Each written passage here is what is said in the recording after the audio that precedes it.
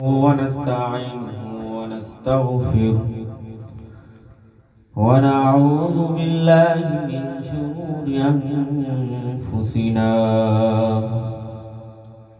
من يهده الله فلا مضل له ومن يضلله فلا هادي له ونشهد أن سيدنا وسندنا وحبيبنا ومولانا محمدا عبده ورسوله أرسله بالحق بشيرا ونذيرا وداعيا إلى الله بإذنه وسراجا وقمرا منيرا أما بعد فأعوذ بالله من الشيطان الرجيم بسم الله الرحمن الرحيم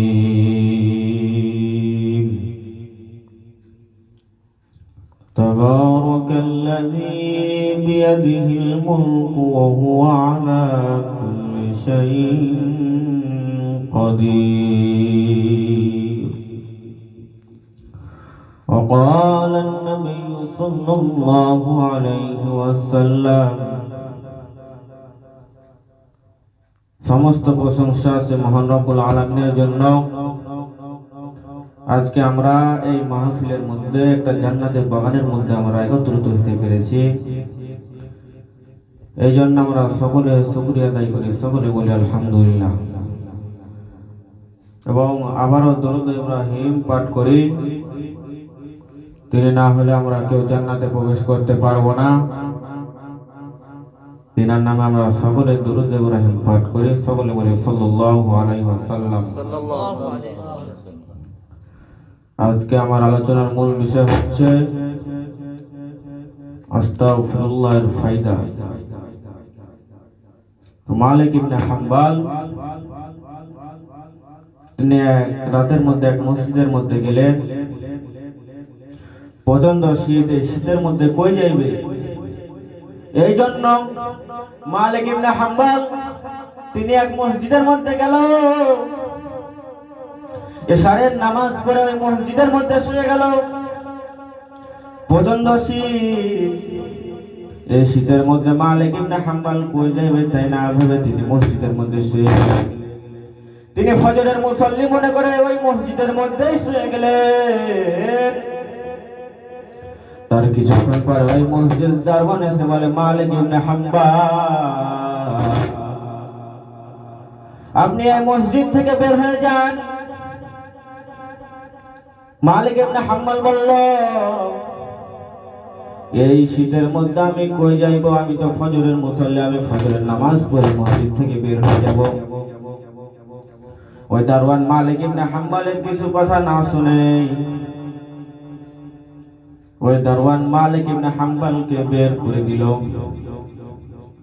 তো মালিক ইবনে হাম্বাল রাস্তা দিয়ে যেতে যেতে যেতে যেতে তিনি দেখলেন এক দোকানদার খাব্বাস, এখানে খাব্বাস মানে রুটি বিক্রেতা। তিনি দেখলেন একজন রাস্তার পাশে রুটি বিক্রি করতেছে। তো মালিক ইবনে হাম্বাল ওই খাব্বাসের কাছে গিয়ে জিজ্ঞাসা করলো, এ খাব্বাস, আমি কি আজকের এই রাতটা তোমার এই চুলার পাশে বসে রাত কাটাতে পারি? ওই খাব্বাস বলল, আপনি সারা রাত এখানে বসে থাকেন, আমার কোনো সমস্যা নাই। মালিক ইবনে হাম্বাল ওই চুলার পাহাড়ের পাশে বসে গেল। তো ওই রুটি বিক্রেতা যখন রুটি বাগায় তাও বলে আস্তাগফিরুল্লাহ। চুলার মধ্যে যখন নকরি দেয় তাও বলে আস্তাগফিরুল্লাহ। মানুষকে যখন রুটি দেয় মানুষের কাছ থেকে যখন টাকা নিয়ে ক্যাশ বাক্সের মধ্যে রেখে দেয় তাও বলে আস্তাগফিরুল্লাহ। মালিক ইবনে হাম্বল তিনি এই দৃশ্য দেখে তাকে জিজ্ঞাসা করলেন, এ খাব্বাস,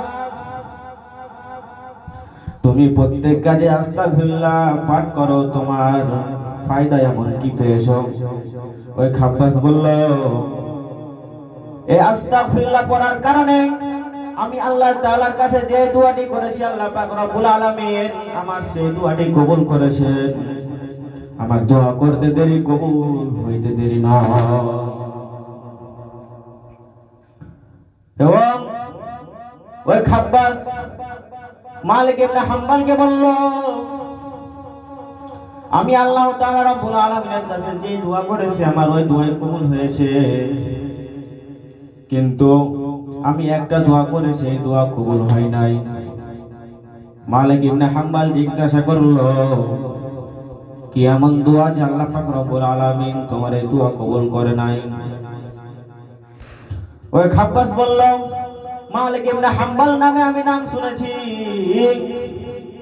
আমি আল্লাহ তাআলার কাছে এটাই দোয়া করেছি, রব্বুল আলামিন তুমি আমাকে মালিক ইবনে হাম্বলের কপালে চুমু দিয়ে তুমি আমাকে মৃত্যু দান করিও।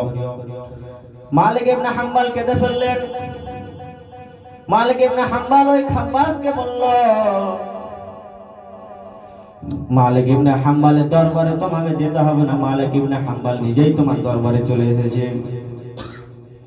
আমরা এই বিষয়টি, এই ঘটনা থেকে আমরা বুঝতে পারলাম, তার মতো যদি আমরা প্রত্যেক কাজে আস্তাগফিরুল্লাহ পাঠ করি, তাহলে আল্লাহ পাক রব্বুল আলামিন আমাদেরও সমস্ত দোয়াকে কবুল ও মঞ্জুর করে নেবেন। এই জন্য আমরা রাস্তা দিয়ে চলাচলের সময় আমরা আস্তাগফিরুল্লাহ পাঠ করব, বেশি বেশি আস্তাগফিরুল্লাহ করব। সম্মানিত হাজিরিন, আজকে আপনাদের এখানে আমি একটা শিক্ষা দিতে চাই। আপনারা এই ফেসবুকে, টিকটকে আবিঝাবি ভিডিও ডাউনলোড না করে আপনার টিকটক ফেসবুকটাকে কতটুকু ইসলামের মধ্যে কাজে লাগতেছে, আপনি কি শেয়ার করলেন, এই শেয়ারটা আপনার ভবিষ্যতে পরকালে কাজে দেবে কিনা আপনাকে চিন্তা ভাবনা করে আপনাকে আপলোড দিতে হবে। এই জন্য আজে বাজে জিনিস আপলোড না করে আমরা যদি রাস্তা দিয়ে চলাফেরার সময় যদি আস্তাগফিরুল্লাহ পাঠ করি তাহলে আমাদের লাভ আছে। এই বলে আমার সংক্ষিপ্ত